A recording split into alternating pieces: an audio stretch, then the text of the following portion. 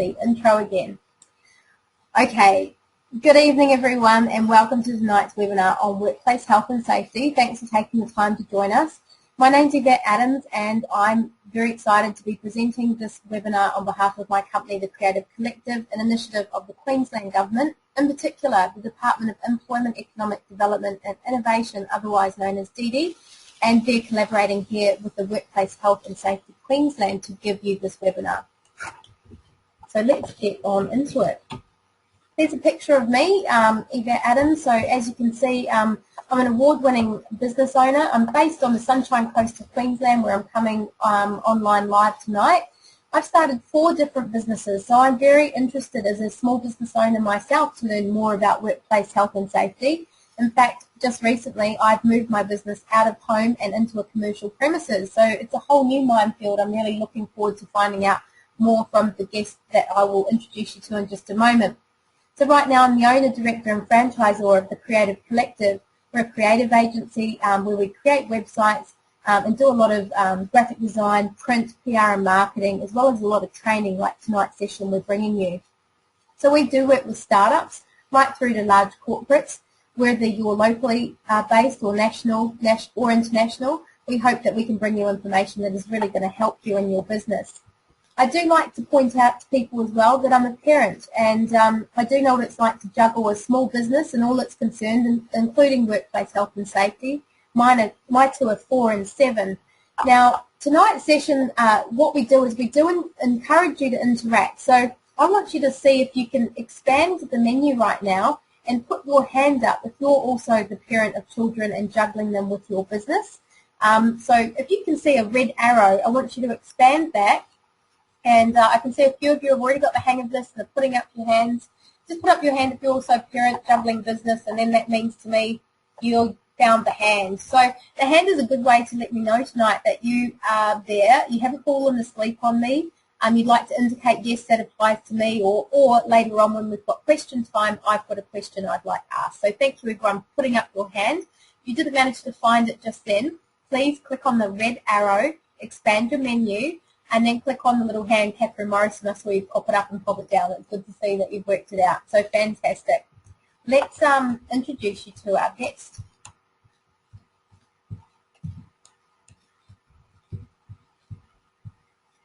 Sorry. Okay, there she is, the wonderful Carmel Cheers, who's sitting here with me at my Sunshine Coast office right now. Welcome tonight, Carmel. Hello everyone. Hello, Yvette. So Carmel brings with her a wealth of experience. You can see on the screen there, she's been in the safety role as a safety officer with this very organisation of Workplace Health and Safety Queensland for more than 21 years. Safety advisor, I should say. And she's got lots of qualifications under her belt, as you can see on screen there, many of them very relevant. And she's got lots of experience in lots of different industries, from metal manufacturing to power stations, health organisations and even underground mines. So you must travel a fair bit for your job, do you, or is that in different roles? That's been over the years. I've been in different locations. I've worked in Mount Isa. I've also been up in Bundaberg and now here on the Sunshine Coast in this role. It's not a bad place to live, is it? It's quite nice at the moment. It's been rainy at times, but normally quite nice. Okay, and I'm sure the key thing though is everywhere you go there's issues with workplace health and safety, isn't there? It's an issue for everyone. Well, there's an issue for everyone. I normally just have a look at wherever I go, whether it be a supermarket, whether I'm travelling in a taxi. There's always an issue somewhere with workplace health and safety, and there can be either ways to address that, and if you're not very interested in safety, well, you run the chance of having an accident. Someone once said to me, Carmel, and I wonder if it's true in your industry, that if you are going travelling, you don't have travel insurance, you really shouldn't be travelling. It's kind of, you shouldn't really be running a business if you haven't considered these issues, should you? Well, you need to consider all the options with safety. Take, for example, if you were running a business and someone steals some money from you. What do you think you'd do about it? Nothing? Well, sometimes that's the way people think about safety. They don't do anything about it because they don't consider it important enough. But if it is important like theft or damage to your business in some way, you would normally do something about it. You'd be very proactive. Sure, and it's one of those things that, it's when you least think it will happen that something usually does. So you've really got to give that some good consideration. So tonight, one of the first things we want to clarify is what is a workplace. And you can see on screen there's images and there's also a good explanation that any place where work is or is likely to be performed, and that can even include a vessel, is actually deemed a workplace. And as such, there's legislation governing that place, isn't there, Carmel? Yes, we've got the Workplace Health and Safety Act and also the regulation. Now that's in force until the end of this year. Next year we will be changing the harmonisation of the legislation so that we are all in line with the rest of Australia. But currently we're still with the Workplace Health and Safety Act and regulation, and that brings with it also codes of practice. So to put this presentation together, I know we talked about some places that people wouldn't even maybe think are a workplace, and we came up with taxi and a boat, and even tonight, right before this presentation, we're workshopping a few more, because really, these are workplaces, aren't they? They're still subject to these issues. Yes. Consider for a minute, if you have a business at home, that is then a workplace. If you are at home and you have an electrician come to your place, then that electrician will have his workplace at your home. We also have, considering things like gymnasiums, that could be a workplace, somewhere where you go for recreational interests. On that gymnasium one, what if I'm a personal trainer and I've decided to take a session at a public park? Whose workplace is that? Is that my workplace or is that public? Well, there's a couple of considerations to be given there. You are the one who's conducting the business. You would then have to consider getting permissions from the councils to work in their locations. So there's a couple of different issues that come up there. So often people don't get those things, they just kind of do it, and then I guess that's where trouble arises, isn't it? Yes, a lot of people tend to take the risk, and unfortunately for some, the risks don't pay off. There's a number of times when a person performs a task somewhere, and they can then, an accident may occur. It may also be a work-caused illness that occurs from being in that workplace. So we're not just looking at straight injuries. So it could be something that sort of emerges down the track, like, say, asbestos or something like that. Yes, that's going to be a work-caused illness that we consider.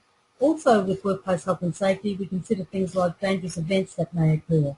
That could be things like trench collapses or explosions with pressure vessels. So there's a number of different issues rather than just looking at straight injuries. Sure. Now on the screen now, people, we've got a really amazing resource for all of you, and fairly recently you were all offered the opportunity to get this workbook, or it's more kind of a resource if you like.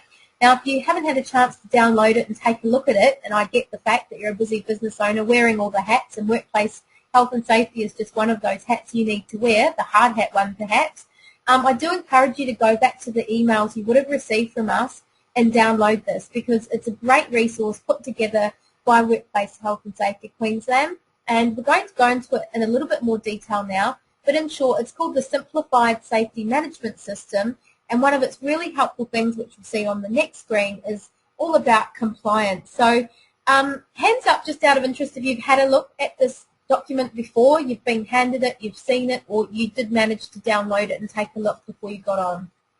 Some of you are very diligent there. Good to see. This resource has also been available when we have had workshops in the past. And those workshops have been offered throughout the state. So you may have already accessed one of these documents. Yeah, they do try and make it easy for you. So you can see on there there's a checklist and there's advice sheets on all sort of different aspects of workplace health and safety, many of which are sort of the basis for our discussion tonight. So let's look at those a little bit further. Now, we all know there's a lot of good reasons to manage health and safety, like we wouldn't want to get hurt, we wouldn't want to cause hurt to someone else, we wouldn't want to let our business go under or get in trouble in any way. But the really important thing, actually at the core of all of this, the most important reason to make your workplace safe is not even related to work at all. It's about those that are important to you in your life, be they a partner, family, be they, older family, mums, dads, aunties, grandmothers, or even children if you've got those. So that's a really important point about what is at the core of workplace health and safety. Let's take a look at some of the different aspects related to other reasons why you should consider it. And number one is the legal costs. So could you elaborate on or provide any examples of, legal costs you've seen businesses along the years maybe have to suffer as a result of not having good practice? Okay. Within Workplace Health and Safety Queensland, we have inspectors. Now, they can go to your workplace at any time and do audits. If they go to your workplace and find some unsafe events or pieces of equipment, they can write improvement notices or prohibition notices. Now, to fix these notices, it may cost you some money. How much are we talking? Any idea? Well, Hundreds? Thousands? It could range from hundreds of dollars to up to thousands of dollars. It might mean that you might have to replace a new forklift. It may mean that you have to put in a whole range of mechanical devices to upgrade. In most cases, most of the solutions are fairly simple, most are fairly inexpensive. There are a number of ways that you can fix problems within your workplace or those risks. There are other legal aspects as well. If you do have an accident at your workplace, there can be a number of things that happen. You can have fines, and that might be an infringement fine, and it might be that you go to legal prosecution. So there's that factor as well. After an accident, you may also have to pay the costs of common law cases that may be brought against you or your company. There's other things with the legal costs, and that may also come into your workers' compensation premiums. Would it be fair to say that you've seen companies go under from the legal costs they've had to bear as a result of an incident? That's for sure. A lot of the times when I go to businesses, they say, I can't afford that, or is that what is really required? And most of the time, they will find that by upgrading their safety, it does improve their business. I can give you an example where I went to a boat building company, and they were really pretty bad. So I gave some advice on some things they needed to do to improve their equipment, put in guards, to boost the morale of their staff. And after about 6 months of some improvements and some costs, the business owner came back and said, well, it did cost me a bit of money, but I've trebled my profit. How about that? There's nice benefits as well, even though it costs a bit of money. That's right. We better move on, Carmel, and see some of these other costs, because they're not just legal, and some of the things you've touched on kind of tie in quite nicely. Probably one of the most tragic things, if anything, is human costs. I mean, none of us want to see a life lost, do we? No. There's also the problem of, when someone is badly injured or they are killed at a workplace, there's the loss to the family, but we've also got the loss to the co-workers and things that need to be done back at the workplace. For example, you need to get new staff in and train new staff, or alternatively, you then have to modify the workplace to suit the worker when they do come back to work. That's a pretty important one. Now, there's moral costs as well, and some of these are quite obvious and others aren't quite so obvious. So, there's environmental things, I guess, we're getting at here, isn't it? Anything else on that line that immediately comes to mind for you? Well, just morally, have a look at, if you had one of your children working at another workplace, would you want them to be working safely and their environment that they're working in as safe as possible? So looking at it morally, we wouldn't want it to happen to anyone else, so we shouldn't do it in our own businesses. We need to keep our workplaces safe. Sure. And the last one we've got is financial costs, which you've touched on sort of on the legal costs, but I mean, the financial costs can be really quite crippling if there's issues, isn't there? That's correct, Yvette. There's, as I said before, there's the training, and also there's the problems of losing your business, and that could be the biggest financial cost of all. And wouldn't you just kick yourself if all you needed to do was sort out some workplace health and safety and your business would still stay afloat? You would have just wished you'd put into place what we're learning on here tonight. And then that really goes back to the moral content. Right, let's move on and actually get familiar with what the law says, because I guess this is the part that business owners get overwhelmed with, and we don't want any of you to have to read through a heavyweight, legal document. We're really trying to simplify things for you here, and that resource again that you got sent really tries to take you through the steps you need to know, be aware of, to comply.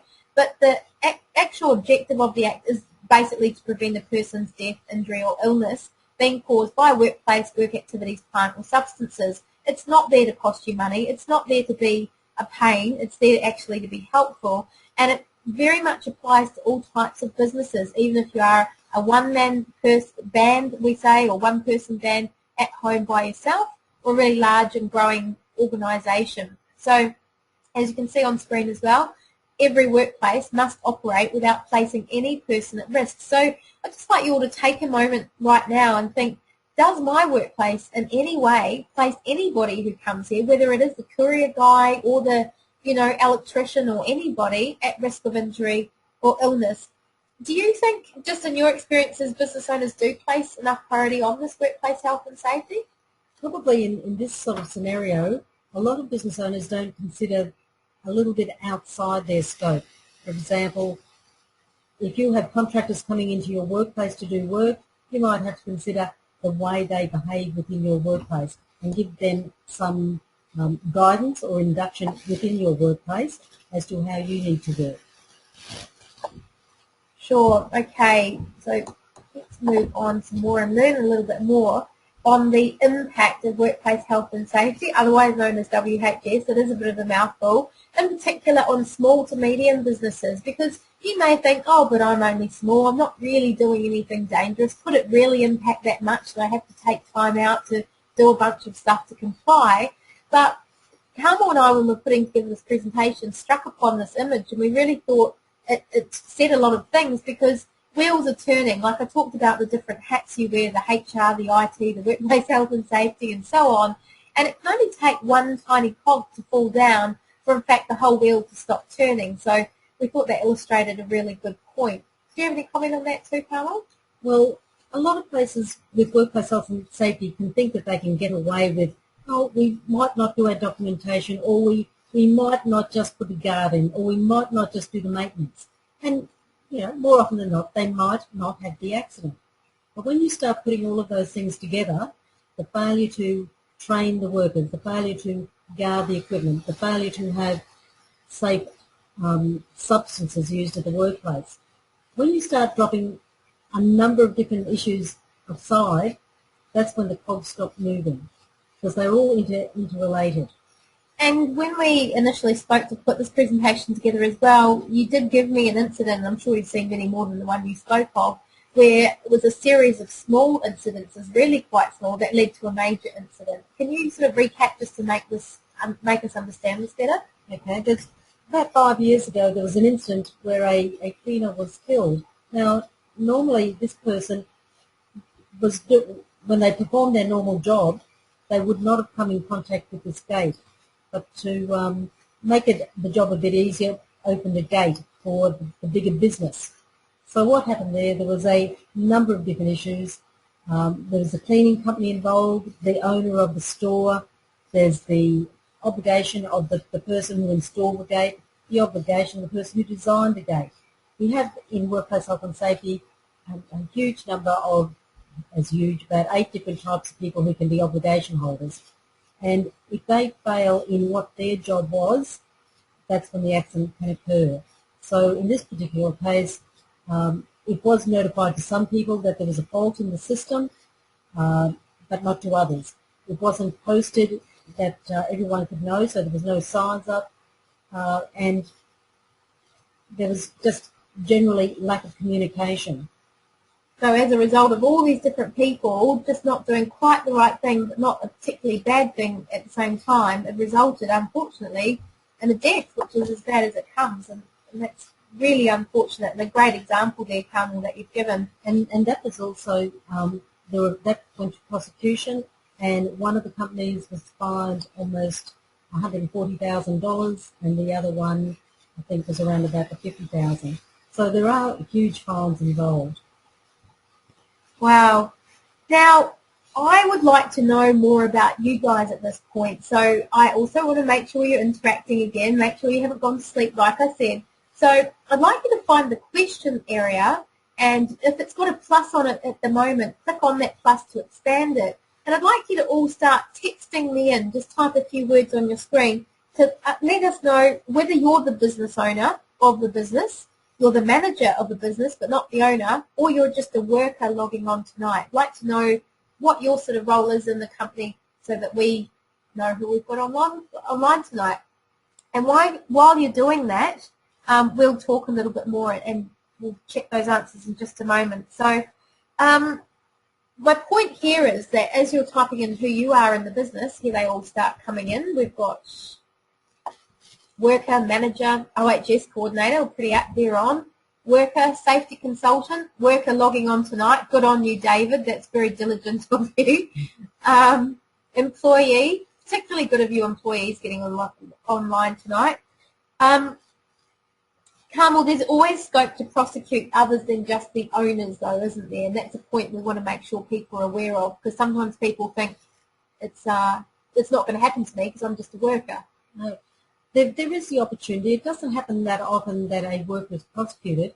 However, it comes back to management. And that's the beauty of this booklet that you downloaded earlier, because it talks about the management commitment, which is the focus of this system. Now, in front of you on the screen, you have the areas of the people who have the obligations. And as you can see on the left-hand side, there's the business owner, so that's the person conducting the business or undertaking. There are people in charge, so that could be supervisors who have an obligation, and the workers. And the ones we mentioned with the example just before about the designers, the manufacturers, and people in control of fixtures, and erectors and installers of paint. And you've seen examples, haven't you, where not one person got prosecuted. In some cases, the owner, the manager, and the workers got prosecuted. Would that be fair to say? Yes, and the reason the Act has been written the way it is, and some people might think there's a lot of strange clauses within the Act, it's because accidents have happened in the past, and that's why they put in the Act so it can prevent any future accidents occurring. And that's why there are that many obligation holders mentioned in the Act, because they all play a part in safety. Great, thanks for that, Carmel. I'm just looking through your long list, people. There's a lot of safety consultants and safety workers online, which is great, picking up a few more tips and maybe getting the latest and greatest. Maybe you've got particular questions for Carmel, which we'll make sure there's time for at the end. I'm not sure all of you can see each other's. We've got business owners, we've got administrators, we've got people logging on from Gladstone and all sorts of places, so really good diverse range we've got on there actually, which is great to see. Okay, knowing you can all be prosecuted and things can happen and the importance of doing something about it, here's where we get to the important stuff, which is how to meet your obligations. So number one, comply with regulations, and the resources and things will help you do that, following the codes of practices. Really your job is going around and helping business owners and workplaces meet their obligations, isn't it, Carmel? Yes, that's correct. We have the Act and the regulation, and our current inspectors also look after the electrical safety legislation as well as workplace health and safety. We also have some authorised officers who look at the dangerous goods legislation as well. Now, the role that I'm in, I'm as a safety advisor, and I don't have the powers of an inspector. I need to be invited into the workplace, and then I can discuss with you what needs to be done, view your workplace, have a look to see what needs to be changed, and have a look at your documentation as well, and give you some guidance along that line. The important point there is that you're one of the good guys, aren't you? You're not there to cause trouble, you're there to help. That's right. One of the good guys, yes. So you shouldn't be scared to have someone like Carmel in your office, and there's plenty of people like you out there, aren't there? Yes, we have about 15 around the state at the moment who can come to your workplace, but again, we need to be invited in. And again, we don't have any powers to write you notices, and we don't report back to the inspectors. So get them on your side, people. Who's going to get Carmel or one of her sidekicks through? Put your hands up if you think that could be a good idea. Couldn't do any harm. JJ's going to. David thinks it's good as well. Joe, I mean, a lot of you are workplace health and safety officers, so it might help you tick a few boxes as well, although I'm sure a lot of you have got a lot of things going on as well. That's great to know. So we need to meet the obligations, and then this is how we don't get those horrible legal costs and financial costs kicking in, is we can discharge our obligations. Now, I understand under Section 27 of the legislation, it speaks of some possible defences should you find yourself in a situation, i.e. being prosecuted. So could you explain to everyone what are some possible defences that you might be able to say, it wasn't me, I'm not in the wrong here? That sounds like a good one. I bet they all try that, but what will really stick? No, well, on the screen it's there talking about taking reasonable precautions and exercising proper diligence. Now, if there is a situation under law, you need to follow the Act, the regulation and codes of practice. But failing that, if there's nothing for your particular workplace, you need to risk manage the jobs that you're doing. So we will be getting onto that process shortly. But it's taking every precaution that you can envisage. There may be some things that are out of your hands, acts of God, things of floods coming through, which in some areas of Queensland have had recently. So there may be things that you can't do, but the Act is asking you to take every reasonable precaution. So if you can prove that you've taken every reasonable precaution and you've exercised due diligence on every level, it may be that the case is thrown out, if you're lucky? Well, to take proper diligence, you'll be looking at, have you got all the systems documented? So this is going back to the Serious About Safe Business booklet, where it's helping you to document your processes. Now, if you have those documented, that would be going a long way of showing that you've taken those reasonable precautions, which can show that you've done those particular areas of, for example, training, having procedures in place, and having processes to communicate that to your staff. That's an interesting one, because just recently this week we've taken on a staff member and we've got a bit of a spreadsheet set up where we outline the task and she ticks off to say she's done the job or been shown the job. We tick off to say we've given her the job, and then management has to tick off to say they think she's capable of the job. So it's something like that you're getting at? Yes, the important part that you're just talking about there, Yvette, was that checking the competency of people. So many times I go to a workplace and I'm told, yes, we do have an induction process, and we give the person this manual that's about 2 inches thick and said, read it and sign that you've read and understood it. And that just doesn't follow, because there's the importance that the obligation is with the employer to ensure that their person understands. So by doing some sort of competency check within the training is the way to show your diligence there. And having that proof to pull out when you need it, by the sound of it too. All right, the steps of risk management. We thought this little diagram helped quite a lot, and this is covered more in that resource once again. So I understand careful risk management is really the key to workplace health and safety, and you also referred to when we first spoke of the hierarchy of controls. What do you mean by that again? Well, that's the diagram there with starting with eliminate. In the legislation it talks about eliminating risks. Now, the legislation said you must eliminate risks. Now, if you can't do that, you then work down that triangle to substitute. So the substitute really refers to things like substituting a dangerous or harmful chemical for one that's less harmful. Engineering is looking at things like guarding and dampening of noise. Administrative controls are training, job rotation, and lastly, personal protective equipment. Now, most businesses I go to start at the bottom. If they see a risk, they give out a pair of gloves, or they give out some glasses. And that is not really going to eliminate the risk at all, because the administrative control and the personal protective equipment is really based on people and their behaviours. And that is stepped out in more detail in that resource, isn't it, as well? Yes, in the Serious About Safe Business, it'll have information there about the training, on how you can do the training, and which are safe work procedures. It'll also talk about having ways to eliminate risk within the workplace. Fantastic.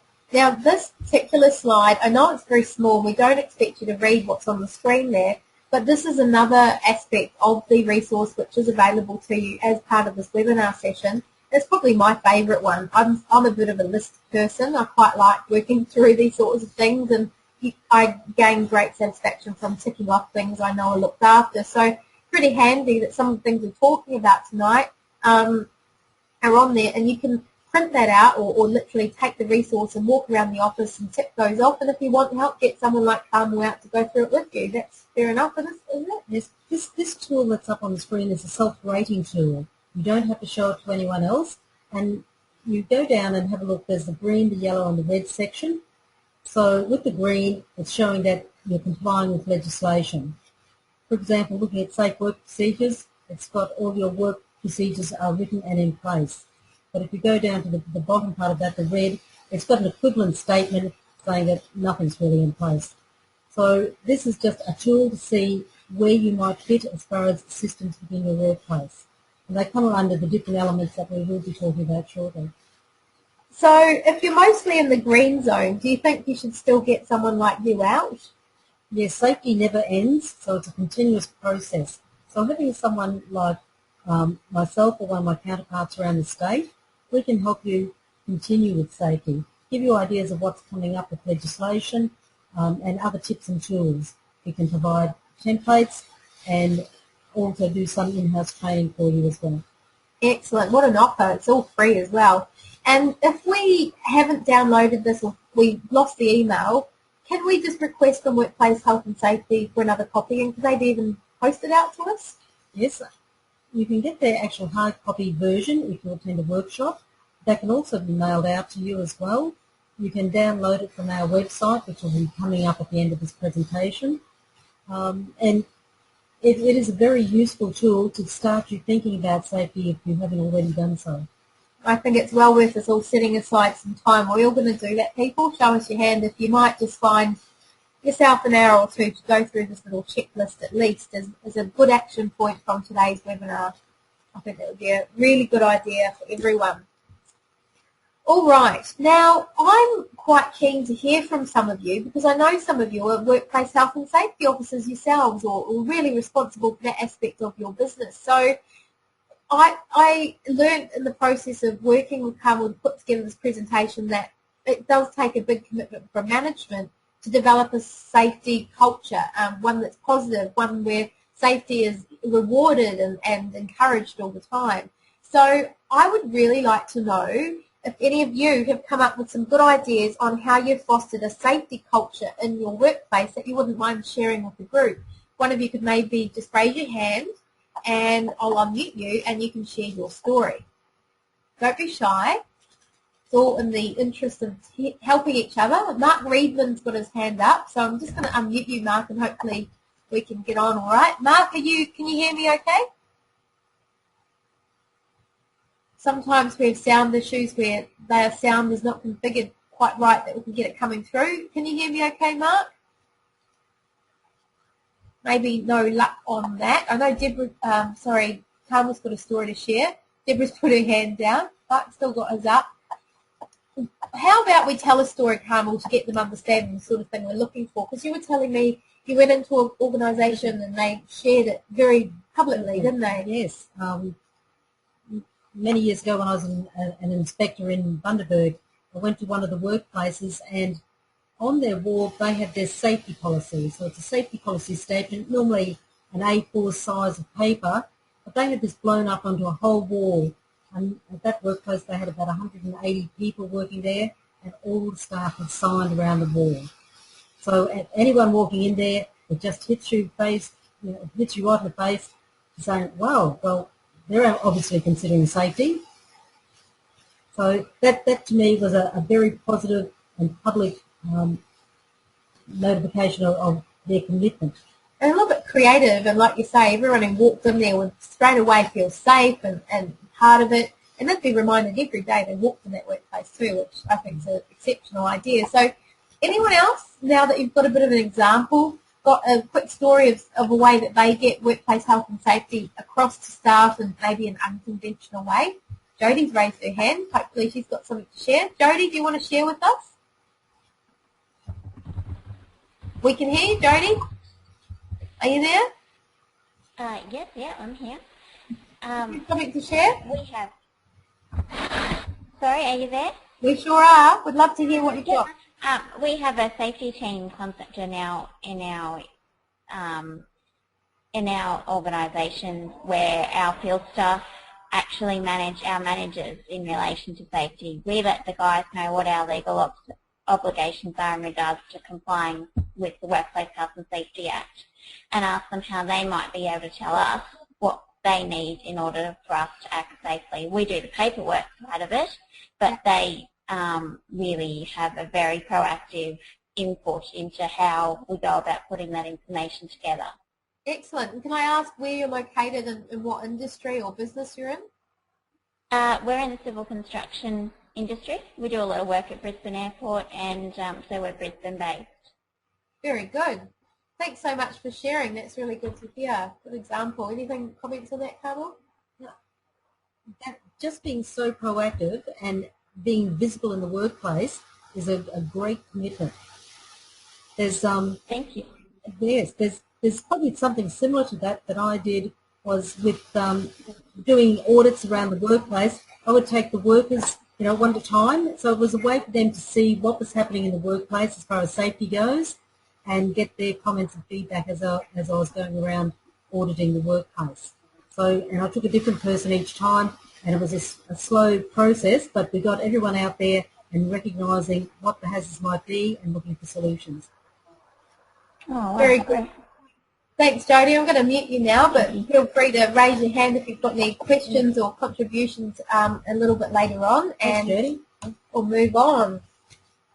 Okay, so consultation, I mean, really what Jodie was talking about is that they do consult with the people out in the field and the people doing the admin, and they're all working together, as Carmel also just suggested. So communication is key here. I really think communication is key in every aspect of business and every level. Don't forget there's different ways you can communicate too. I love getting people to think outside the box. So yes, it can be email, it can be meetings. Hey, it can be webinars like this one as well. It could be Skype, it could be writing on something on a wall like Carmel suggested. That's all different forms of communication. So think of those different options, and maybe even think of getting professionals in who help communication flow and articulate messages better as well. Make sure you always do seek and value staff input. Again, this really goes for any aspect of business, but they may have noticed something unsafe. They may just be a junior staff, just have started, but with the benefit of these new eyes, have noticed something that you've been there for years and had never really picked up on. So get staff and management and the whole team working together, and you'll get some good things. Get some good processes happening so it doesn't become a big deal. It's just part of your daily working life. And get some involvement in decision-making processes. I love that show, Undercover Boss, and how they go out in the field and they see what it's like to work in the field, and sometimes they pick up on safety issues and ineffective processes and things, don't they? So that just goes to show perhaps that's something you could do. If you've got a large organisation, go and be an undercover boss or something as well. So have a good think about how you'll facilitate staff input at your workplace, and whether you need assistance in facilitating this. Is this a service that you guys assist with at all, Carmel? Yeah, we can come in and assist the business in whichever manner they would like to have us there. If it's communication is only one aspect of consultation. Consultation is also giving feedback to the worker who has raised an issue, and it may be through a hazard form, but having some sort of a process to give feedback to show that their contribution has been acknowledged. Even sometimes the safety boards that are in businesses, sometimes they get a bit tired. I know one fellow used to always put important notices on the safety board upside down, and that's the only notice that everyone used to read. I said, well, why is that different? There's another idea for you. There's some funny ones there. All right, safe work procedures. So who will be responsible for establishing procedures at your workplace? Now, I'm presuming that many of you have, put your helmets on tonight and said, I am the Workplace Health and Safety Officer, that designated person, that you most likely are the person either creating or certainly encouraging be created procedures and things. But if you are a small business owner sitting online tonight, or you're just working a workplace and no one's responsible for that, maybe take it on yourself to be doing that. And when was the last time, if they do exist, that they were actually reviewed as well? So when we discussed this, Carmel, you described the analogy of baking a cake. Can you describe a procedure? Because a procedure, some people don't quite understand what that means. Yes. Now, normally when a safe work procedure is demonstrated, it's the use of how to change a tyre or how to mow a lawn. But I like the baking of cake. Now, normally, if you are cooking, you would get all your ingredients together. You'd get all your tools together. So it'd be the baking dish, the rack. So you get everything prepared before you started. Then you need to go through the method, which is a step-by-step to bake the cake. It's not much good adding the eggs at the very end of mixing all the ingredients together. Or it's not much good adding the eggs after you take the cake out of the oven. So you need to go by the correct step-by-step procedure on how to get the job done properly. Also, when you are doing that procedure, that's when you insert the safety tips. For example, taking the cake out of the oven, you then use your oven mitts. If you're taking it out of the microwave to remove the Glad wrap from the top of that, you would open it away from you. So you're slotting in the safety parts and the tips within that procedure. So that's with baking the cake. At the end, you can then eat it. Which is the icing on the cake. But right. It's a good analogy, I guess. What we're suggesting here is if you are coming to sit down with pen and paper or hands to keyboard, thinking I've got to write a procedure, and you're thinking, how do I write this? I can't quite get it out. Perhaps remember the baking a cake and just think of all the important safety aspects and documenting of what it is you do and highlighting the areas where there's any safety risk or element that you can just give some quick tips. And, what do they say? Write them for the lowest common denominator as well, because we might all think, well, of course you get oven mitts to pull the cake out the oven, but there could be someone new who just happens to have never done that before and really didn't realise you needed to. And sometimes also you need to put down maybe a dictionary or terminology of information, because if I said in a recipe, bake this blind bake, I'm sure some people might put a hanky around their eyes and try and put something in the oven. So terminology is not common to everyone. You may need to have a list there or have some sort of training to explain the different terminology or acronyms that you use within your business. And that way it should ensure that the procedure gets followed correctly. A couple more important points on procedures, and one I would like to know is how many safe work procedures should you have? So should it be a big document, and what format should it be in? That really depends on the size of the business and the types of risks that are present at that business. Now, I came from a large company that had safe work procedures on how to use a stapler. Now, that was probably a little bit over the top. But it's probably also a good idea to have some procedures, for example, how to use a photocopier. You don't have to write a full procedure, but some of the key dot points, for example, load the paper upright, and where to probably place the paper. You don't have to go to great lengths on how to proceed with the photocopier, but everyone operates a little bit differently. So to make people feel comfortable in their workplace, some very short instructional procedures. As far as the larger procedures, again, it depends on the risk, but in most small businesses, we think somewhere between about 7 and 13 might be a good number. But again, depending on the number of workers you'll have there as well. Okay, so don't forget that baking a cake when you come to doing your procedures. That's the message for that slide. Training and supervision. Look, there's lots of different types of training, and again, presuming a lot of you are workplace health and safety officers, maybe this is your role in the company, but there is induction, and don't forget that important point that it shouldn't just be throwing them a very big document and expecting them to read it. Make sure there is some sort of sign-off and statement of understanding, etc. process. Can be task-specific, can be refresher training too, because don't forget they may not do it, they may be inducted and then never do the task, come to do it, and it happens to be unsafe. And make sure that there is supervision as well, particularly with young staff, new staff, any other areas of why you would need to supervise or train? And yes, with inductions, and you may be finding it the case tonight, that you might have safety overload. So maybe when you're doing your induction program, do it in a graduated process.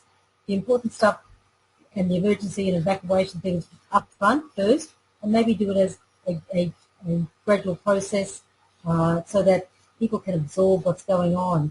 As far as things like refresher training, that might be also the case when someone has been off work for a long time, they'd be off on long service leave. Processes may have changed when they come back to work. So it's not just a refresher of training just for the sake of it. It could also be because processes have changed.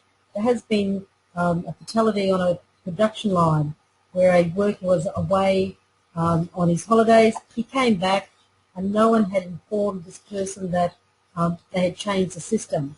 So he went and pushed the normal buttons he was supposed to, and someone was killed on a conveyor belt. So that's just a part of some ongoing training for the workplace for whenever you change a process. And that's usually a good time to write a new safe work procedure when a process changes. And another one I like that we spoke about was the buddy system, and I've certainly done that. I find it very tiring training going through it also.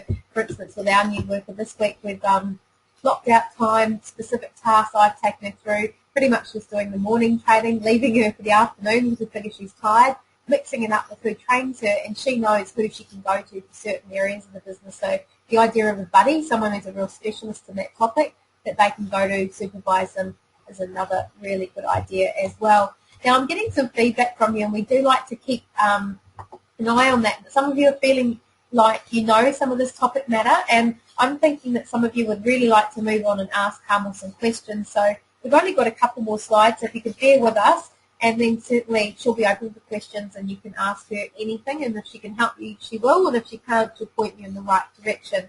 So, look, two more final points: effective reporting. We've talked about procedures, we've talked about education, accountability, making sure issues are reported, and follow-up or reports. There's a bit of an issue with Workplace Health and Safety Queensland, isn't there, and that incidents do happen, but not that many are reported on. Is that fair enough to say? Yes, some people may not remember the requirements to report an incident. So if there's a fatality, if there's going to be a serious bodily injury, which is a loss of a distinct body part, and the key one that most people may not be aware of is if you're off work for more than 4 days due to a workplace incident, it needs to be reported on the prescribed form, which is a Form 3. It can be done online or download a copy and then it can be faxed in. Okay. And finally, workers' compensation and return to work. That picture says it all, really. I mean, imagine, you know, there's someone with a new baby and someone who can't work, and maybe they weren't prepared for that. So do make sure that you've got some consideration to workers' compensation and return to work. Document it, make sure your workers are aware of what would happen should an incident happen, how they'd be facilitated back to the workforce. You know, are there schemes where they can do some roles, perhaps not their usual role, but another role for the time being? Any other issues around that one, Carmel? Okay, just remembering in Queensland that they have 2 different entities. In most of the other states of Australia, their compensation and their safety are the same department. Always remember that if someone does have an accident, you may have to make modifications to the workplace. So that's going to be another cost for you in the workplace, because you'll need to rehabilitate that person back to the workplace. So it might be as simple as changing where they sit at a workbench, but it may also mean how do they get to their workplace if there are stairs involved. And I had a dear friend who fell out of the tree in her own time, just a freak accident. She was in a wheelchair. She worked for the council in New Zealand, and they were very nice and accommodating to make sure she had a place of work that her wheelchair could access. And for that, she was extremely grateful. All right, here's a quick summary of what we've covered tonight, people, and thanks for your patience. Number one, you need to know your obligations. Make sure you download and work through that resource if you haven't already. Remember to document everything, that training records, the induction, any incidents, all those procedures. Yes, it takes time, but you know, my spin on procedures is if you document what you're doing, you only have to do it once. Give that training, and then you shouldn't be bothered again after that. Or if you are, it should be an intelligent question rather than one that's coming with lack of knowledge. Do provide and maintain a safe and healthy work environment, including particularly plant and equipment. Ensure the safe use, handling, storage and transport of substances, because they're a big issue for a lot of workplaces. Provide information, instruction, training, and just remember, safety is continuous. You don't leave this webinar, tick off those boxes, think I've done it, and put that in the done box. Unfortunately, it is one of those issues that you need to revisit regularly, review, revise and make sure you're continually compliant because your business is ever changing, and so too should your workplace health and safety.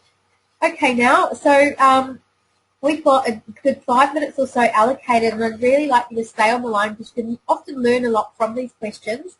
And I've also got some exciting stuff to share with you after the questions in terms of future webinars, where to go for help, and I also want you to all fill in the survey. So to kick off the questions, all you need to do is raise your hand and I'll unmute you, and you can happily ask Carmel whatever it is you'd like to know about. So looks like Brett Hyde there's got a question. I'll just unmute you, Brett. Can you hear us? I certainly can. Great, Brett. Thanks for Where are you calling from today? I'm representing the electrical industry. Excellent. Amongst the trades. Okay. I agree with everything that you've sort of said tonight. The only thing that I do find very interesting is that we're representing currently about 800 different contractors right across Australia, and for everyone trying to develop their own work method statements or risk assessments and combine them with the job sheet.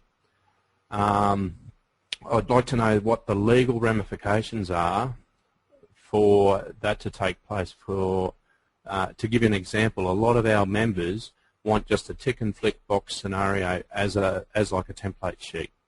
So of what I've heard and what I've seen across the sectors from workplace health and safety, it's considered as complacency, and it's frowned upon. So have you got any suggestions or any formal documentation as to what you recommend? Yeah. Thanks for that question, Brett. There's, what we're currently doing at the moment within the program that I belong to, we're putting together a number of templates that we'll then be putting online. Now, of course, we can't put a template together for your particular workplace as such because there are different scenarios that may happen at that workplace. So there are some currently some pieces of information, particularly on work method statements, which is another name for the safe work procedures. That's right. We also have a document that we will share with you at the end, which is a link to a number of different, usually government places, where you can download examples of safe work procedures that are already done and then use that as a template or a guide. Within the electrical industry, usually that's going to be a lot of a much higher risk workplaces. So there is information that we can provide, and we have got your contact details. We would have that with your email. We can then come back to you and give you more specific information on that. Yeah, because to give you another example, within some of the work method statements, you mentioned naturally for the smaller business owners and small business that like their work method statements might only involve up to 17, 20 steps. Well, some of the procedures that we take on board, they might be 20 pages, 40 pages long. And the end result is they might only have to change a light bulb, but there might be 20 steps to do that. Yes, I can understand that. I've seen those ones before, particularly in the construction industry. They've got rather extensive work method statements, and they have noted before that when they have to do a work method statement, then they work for another company, they have to change it all around again. So that's exactly right. Yes. At this point in time, we don't have a standardised format. There's, if you belong to some of the different associations, they do have fairly standard formats, but it really depends on the person or the company that you are working for, if you're a subcontractor, on how they want to present their safety. Yeah, I agree. The biggest problem naturally with that is particularly within the construction industry, everyone's got a different interpretation on how the Act's read. Okay. So you can have work for the one builder, but he might have 3 different sites around, example, Brisbane. Yes. What work method statements and that you develop for one site will fail on the other 2 sites. Okay. And so everyone's got their own different interpretation of how it's read within the Act. Okay. So, Brett, you work with a small company at the moment? No. Oh, okay. No. Can I maybe even encourage you, Brett? I'm just conscious of the time and it's very specific Sure. questions to your situation. Could you perhaps follow up tomorrow with Workplace Health and Safety Queensland? Yes. And I mean, have you had I'd love to. Have you had an officer or an advisor out to sort of talk through your specific scenario? No, we're actually representing, at this present stage, about 800 other different contractors, business contractors right across Australia. I'm just wondering if you could come up with some package or system or seminar or, workshop or something that would cater to them specifically. Oh, we're already offering that to our members. Okay. Can we? It's an industry issue. Okay. Can we talk to you about that maybe tomorrow? And that way we can work with some of the people in our electrical safety team who can also... I'd love to. Okay. Yeah. And we can get Brett's details? Yeah, well, I'm about to share this business email and website and things, so you'll have all the contact details for this organisation too, Brett. So please do follow up, and would love to be able to assist you further. So I'll just... Fantastic. Thank you so much for your queries, though. Rachel's got her hand up, and I want to make sure that everyone's got a chance here to have their say. So, Rachel, have you got something for us you'd like to ask? Yeah, hi. I just actually wanted to agree with Brett, where I'm working for an organisation currently and we do a lot of construction work, and it seems to be pretty a general consensus that in the construction industry there's a huge issue as far as identifying the risk assessment work method statement, safe work method statement, safe operating procedures, and the list goes on.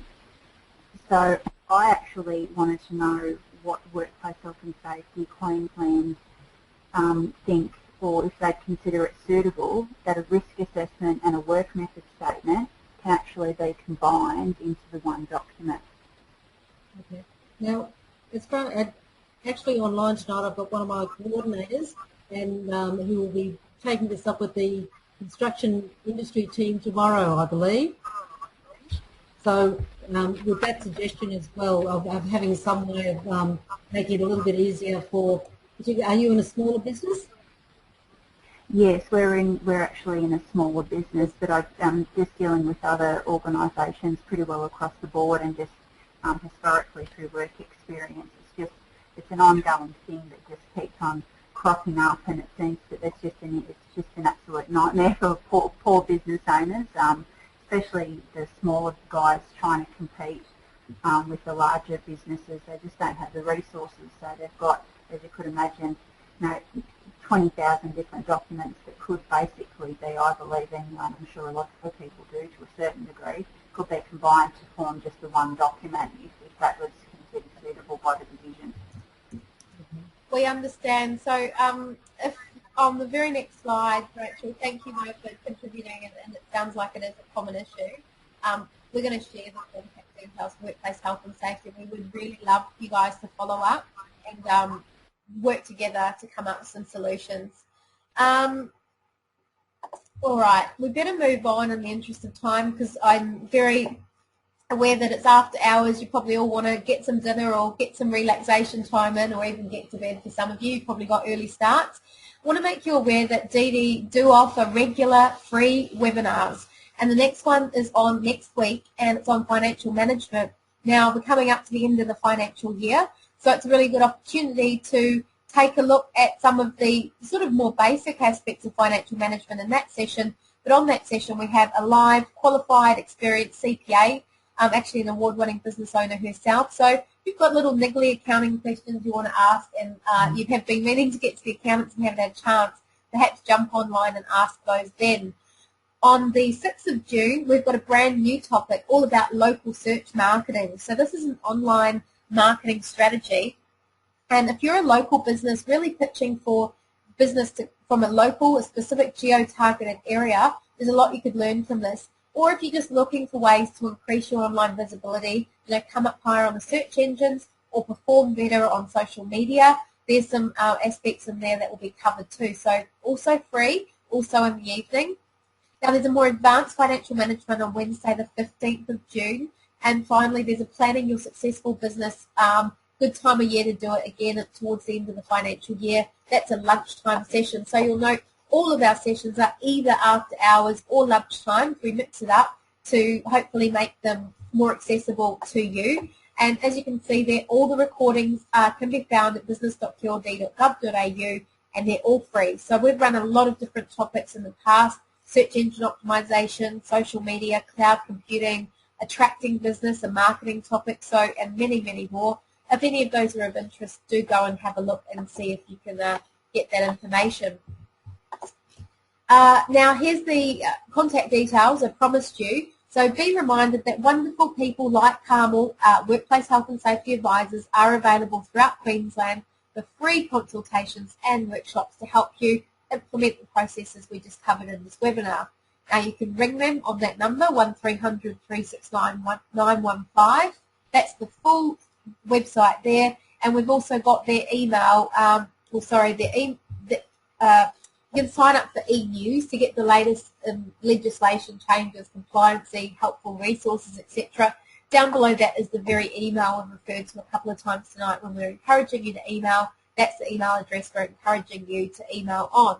And finally, if you need help with other aspects of your business, not just workplace health and safety, business.qld.gov.au is an extremely vast resource where there is templates and budgets and downloadable ebooks and videos and all sorts of things, and they also have a 1300 number. Call them up about anything to do with business, and if they can't help you, they will most certainly point you in the right direction. So finally tonight, we've got a survey which will be being texted out to all of you right now.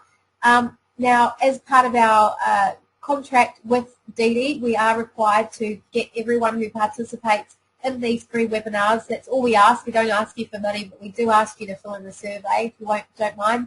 They're very quick, only about 5 questions, and we would really, really like to get your feedback on what worked for you, what didn't work, whether you need, perhaps because you're workplace health and safety officers, certain aspects of this topic in more detail in future, or anything else, because it's the very first one we've run on this, so we've kept it quite general. We've kept it at quite a basic level. We really didn't know who we were going to get online tonight, so please appreciate that. But we'd really like your feedback so we can shape these for the future. So thank you so much, Carmel, for coming in and sharing your 21 years of knowledge. It's very useful to have. Well, it was only just the very basics of it.